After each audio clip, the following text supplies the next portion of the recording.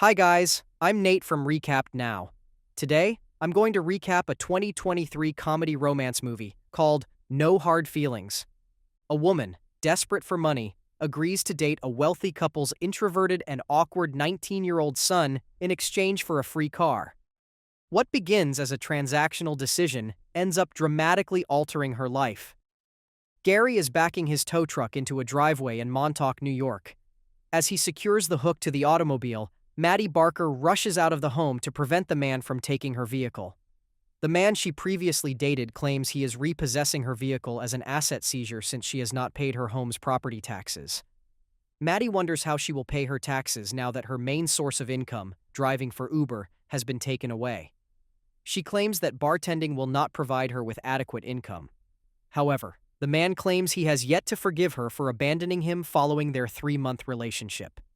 So she tries to get on his good side by admitting that she has missed him too.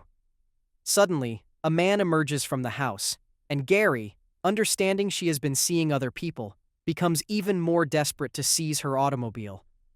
Maddie tries to explain, claiming he's her cousin, but his excessive groping suggests otherwise. Before the heartbroken man drives away, she asks if he may drop her off at the Claw, the bar where she works, but he declines. Later that morning, Maddie rollerblades to work and sees Gary's tow truck outside a bakery. So she sneaks into his vehicle, lowers her automobile, and then attempts to drive away. However, she forgets to detach her automobile from the truck, and the resulting noise alarms Gary.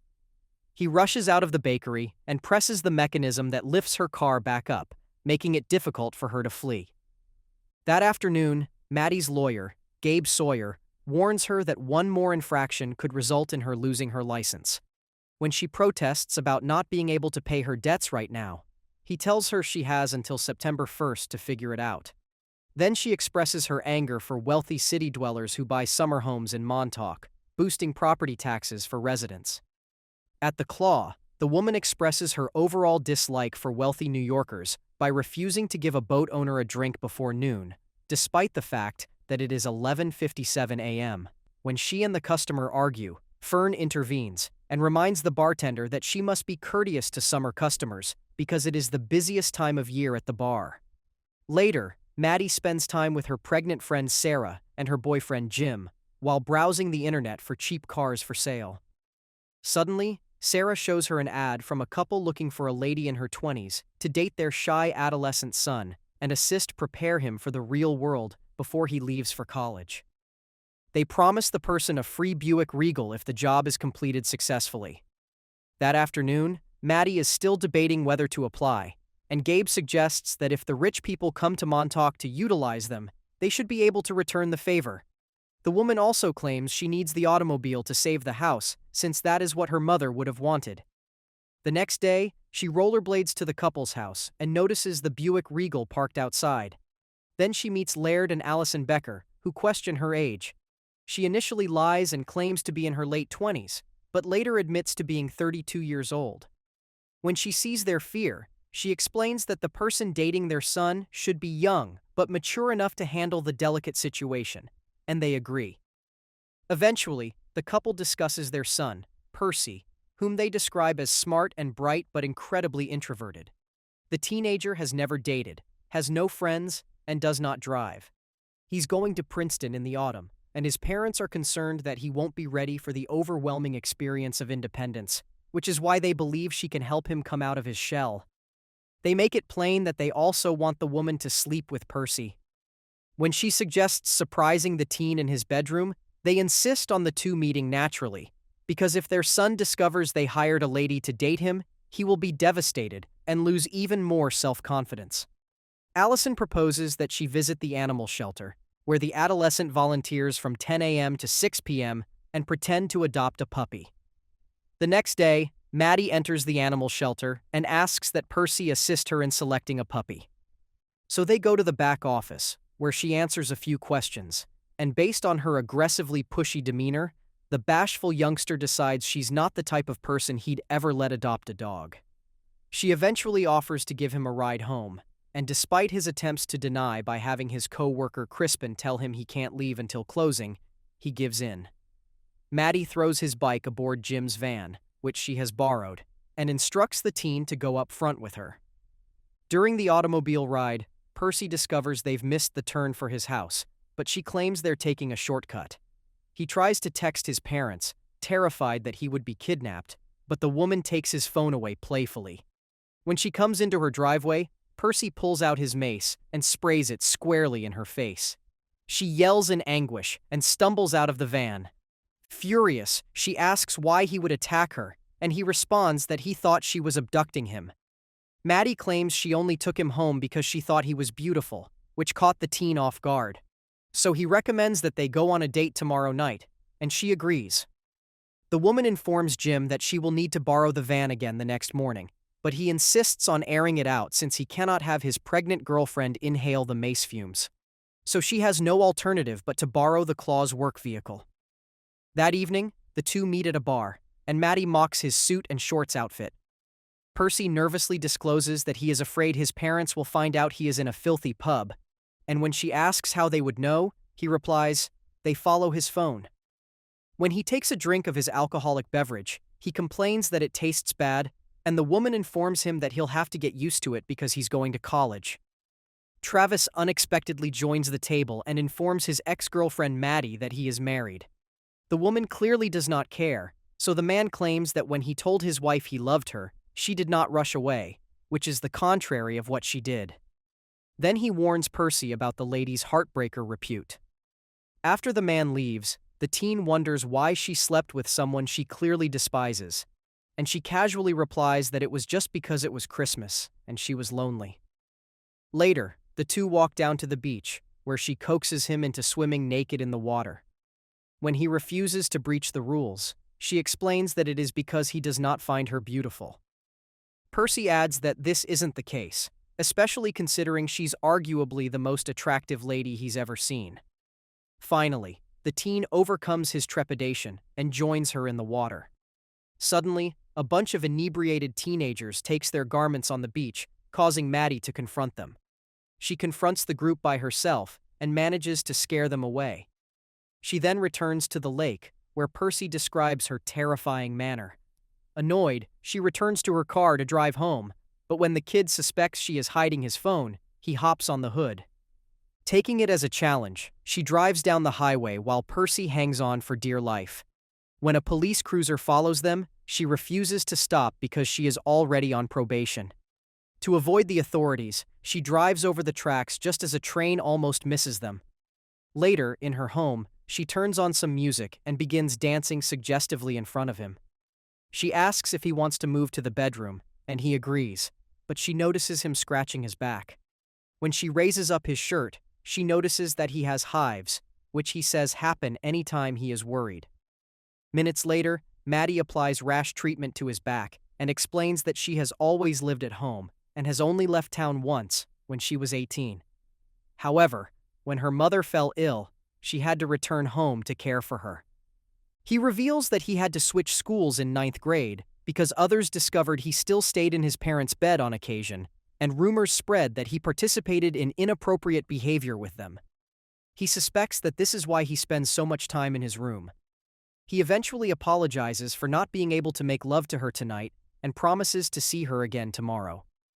The following day, the pair spends the day at the beach with the shelter dogs, including Milo. They play laser tag and arcade games until security throws them out for bullying the children. Later, when the teen questions why she never went to prom, she explains that her father never helped care for her mother since he had a family in the city, and Maddie was the consequence of an affair. Her father's lawyers settled everything, giving her mother money and the house to keep them out of the way. She had written to her father, asking why he wanted nothing to do with her. On the day of the prom, she received the unopened letter and was too devastated to attend the event. Percy suddenly asks if he can kiss her, and she agrees. After the kiss, he receives a text message from his old nanny, Jody, inviting him to meet at the lighthouse. At the lighthouse, the woman is astonished to discover that Jody is a male nanny. When the adolescent exits to grab a frisbee, the watchful nanny asks Maddie why she's dating Percy and offers to contact a number of powerful individuals if she ever hurts him. Later, Doug Kahn, Maddie's high school classmate, stops by to ask if she wants him to help her sell her house, saying that if she doesn't pay her taxes, she will lose half of its value. Incensed, the woman refuses and slams the door in his face. That evening, Percy picks up the woman in a limousine so they can pretend they're going to prom, despite the fact that neither of them attended in high school. He says he left his phone at home on purpose because he wants to chat to her all night. In the cafe, Maddie challenges him to play the piano, and he grudgingly agrees. To her astonishment, he can sing and play the piano flawlessly. Natalie, Percy's childhood friend, appears unexpectedly to compliment him on his performance and inform him that she is also attending Princeton. When Maddie notices that the two teenagers have a lot in common and that the buddy keeps making subtle references to Natalie's age, she quickly dislikes her. Before returning to her table, the buddy informs Percy about an upcoming home party. Moments later, the woman expresses her disbelief that he can perform in front of a large crowd while unable to drive. He says he's going to get his driver's license so he can drive from the university to Montauk on the weekends. When she realizes the kid is discussing how they will make their relationship work while he is in college, she tells him she does not do long distance. Confused, he claims he doesn't sure what she wants from him, so she explains that she just wants to have fun tonight. Maddie follows him back to the car as he leaves the restaurant, hurt. During the ride, the woman detects his icy manner and learns he asked the driver to take them to the gathering Natalie mentioned earlier. Minutes later, Maddie walks into the house to locate the teen. The audience gives her weird stares and remarks that she is too old to be there. She asks other individuals if they have seen Percy, and they indicate he is in one of the rooms with Natalie. She immediately investigates all of the rooms, aware that if the teen sleeps with anybody else before her, she will lose the automobile. She hears noise on the other side of the last door and kicks it in to unlock the knob. Inside, she discovers the teenagers on the bed, but Natalie claims nothing happened between them. Then Maddie finds Percy looking dizzy, and he admits to having taken something a time ago. Concerned that he may have consumed an illicit substance, she brings him to the bathroom and forces him to vomit. To her relief, he discloses that he only took an over-the-counter analgesic. Moments later, the crowd enters the room, and the couple who owns the residence orders Maddie to leave. When Percy notices the man grabbing the woman, he delivers a punch that mistakenly hits her throat. Despite her trouble breathing, she grabs the teen, and they leave together. Percy claims in the limo that he is finally ready to make love, but Maddie claims he is inebriated, which would be unsuitable for his first time. The next morning, Laird tells his son that they can drive to work together, but the excited adolescent says he'd rather drive himself so he can practice anytime he visits his girlfriend. When the pair pretends to be unaware and inquires about the woman, Percy responds that his girlfriend is wonderful, despite her age. He says that because she does not do long distance, he no longer intends to attend Princeton. The parents are stunned and disagree, but the kid insists that he is of legal age and can make his own life decisions. Allison eventually advises him to wait for his father in the car. Soon, the couple phones Maddie, who informs them that she may have to terminate the deal since Percy has become too attached.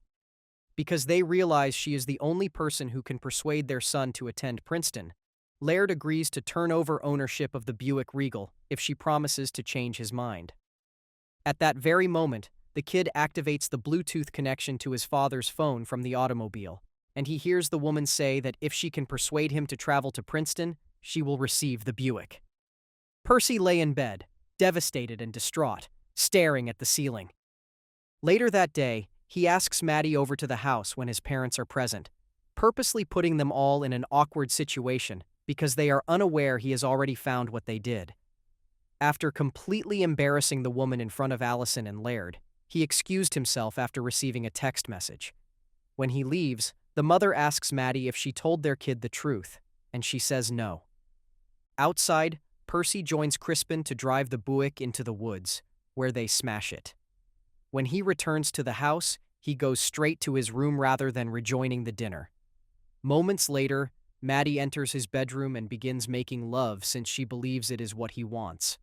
However, he ends early, resulting in an awkward moment of stillness. Then he claims her wrecked automobile is in the jungle and wonders if everything that happened between them was true. Maddie acknowledges that he is aware of the pact and claims that their connection was genuine since she shared him things she had never told anyone else. She explains that she simply did it to save her house and that it was nothing personal, but he disagrees. The woman tries to apologize, but the teen asks her to go. Before she leaves, he claims that one day he will live in Paris while she will remain in Montauk. She claims she doesn't have a wealthy father to turn to, and he responds that she will continue to wait for her missing father to return, which is why she will never leave. Hurt, the woman removes her shoes and exits the room. Days later, Maddie awakens to the sound of Gary's tow truck leaving the totaled vehicle in her driveway.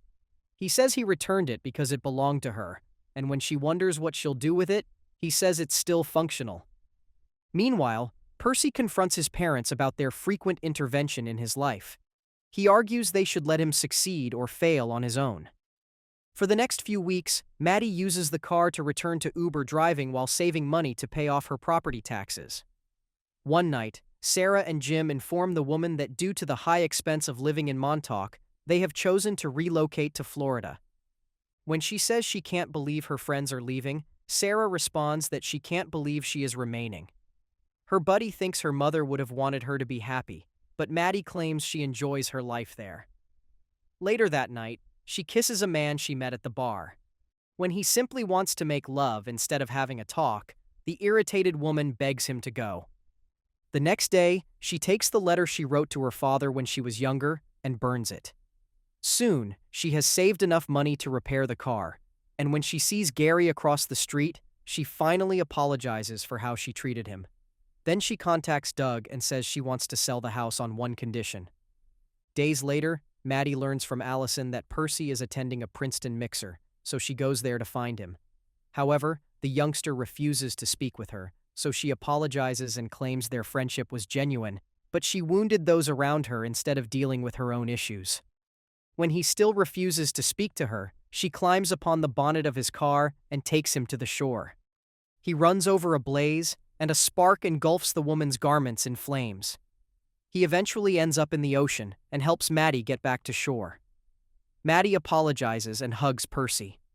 Later, they sit by the beach and she informs him she's decided to sell the house and relocate to California, and they both agree that they'll be okay. The woman surprises Sarah and Jim the following day with her home. She claims she's selling it to them at a lesser price, so they may stay and raise their family in Montauk, as they've always desired. Percy soon says goodbye to his parents before departing for Princeton. Outside the house, Maddie is waiting to transport him to the university on her way to California, and she discloses that she adopted Milo to keep herself company. Please do hit that like button if you enjoyed the recap. Don't forget to subscribe and ring the notification bell for more movie recaps. Stay tuned for our next cinematic adventure, and until then, happy watching.